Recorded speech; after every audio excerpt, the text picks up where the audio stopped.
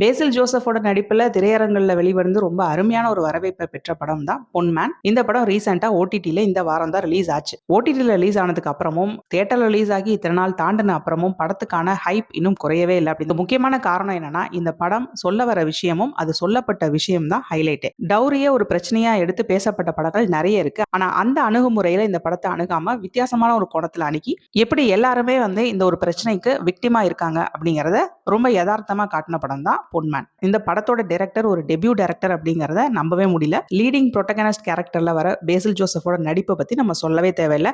அந்த கேரக்டருக்கு தேவையான முழுமையான ஜஸ்டிஸை சூப்பரா பண்ணிருக்காரு.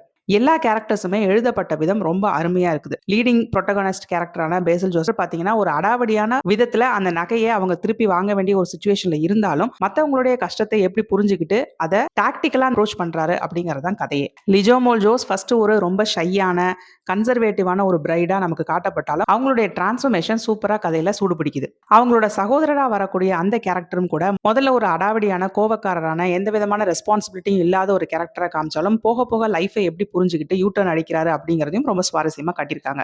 ஸோ டவுரி எப்படி கொடுக்குறவங்க கஷ்டப்படுறாங்க, வாங்குறவங்க அதை எப்படி அடாவடித்தனமா வாங்குறாங்க அப்படிங்கறதெல்லாம் தாண்டி இன்னொரு புதிய கோணத்துல அந்த விஷயத்தை இந்த படத்துல சொல்லியிருக்காங்க. அதாவது ஒரு மிடில் மேனா இந்த மாதிரி டவுரி அப்படிங்கிற விஷயத்துல நகைகளை சப்ளை பண்ணக்கூடிய ஒரு மிடில் ஏஜென்ட்டா இருக்கக்கூடிய ஒரு ஆளுடைய கண்ணோட்டத்துல இந்த படத்தை நமக்கு காட்டியிருக்காங்க. ஸோ அவர் என்னென்ன மாதிரி பிரச்சனைகளை ஃபேஸ் பண்ணுவாரு, அவர் எதெல்லாம் புரிஞ்சுக்கணும், அண்ட் அவருடைய பார்வையில இந்த மொத்த விஷயமும் இந்த மொத்த ப்ராப்ளமும் என்ன அப்படிங்கிறது நமக்கு ஈஸியா புரியுது. ட்ரெய்லர்ல நம்ம படம் எப்படி இருக்குன்னு நினைச்சோமோ அந்த மாதிரி இல்லாம டோட்டலி டிஃப்ரெண்டா இருக்கு. அதுதான் இந்த படத்துடைய மிகப்பெரிய பிளஸ் அப்படின்னு கூட சொல்லலாம். எல்லா கேரக்டர்ஸுமே நமக்கு ரொம்ப ரிலேட்டபிளா எம்பத்தட்டிக்கா ஃபீல் ஆகுறதுனால படத்தோட நம்மளால ரொம்ப அழகா கனெக்ட் ஆக முடியுது. அது மட்டும் இல்லாம படத்தை பார்த்து முடிக்கும் போது நமக்கு ஒரு சிறப்பான குட் ஃபீலிங் கிடைக்குது. அதுதான் இந்த படத்தோட பிளஸ். இன்னும் இந்த படத்தை நீங்க பார்க்கல அப்படின்னா ஜியோ ஹாட்ஸ்டார்ல தமிழ்ல அவைலபிளா இருக்கு. கண்டிப்பா பாருங்க. Stay tuned.